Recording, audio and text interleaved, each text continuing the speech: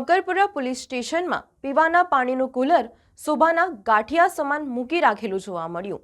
સાથે જ પાન મસાલા ખાઈને થૂંકવાથી ગંદકીનું સામ્રાજ્ય પણ જોવા મળ્યું। વડોદરા શહેરમાં અવારનવાર સેવાકીય લોકો પાણી માટે પરબ બાંધતા હોય છે।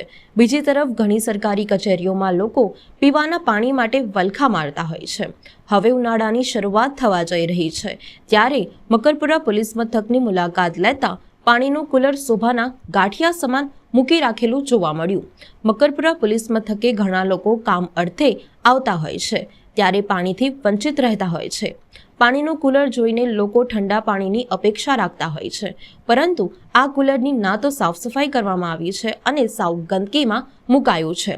એક બાજુ મોદી સાહેબ સ્વચ્છ અભિયાન અંતર્ગત સ્વચ્છતા જાળવવાની વાતો કરતા હોય છે, ત્યારે મકરપુરા પોલીસ મથકમાં પાન પડીકી ખાઈને થૂંકતા ગંદકીનું સામ્રાજ્ય જોવા મળ્યું। આવા સાવ ગંદકીમાં બંધ પડેલું પાણીનું કુલર સાવ શોભાના ગાંઠિયા સમાન જોવા મળી રહ્યું છે।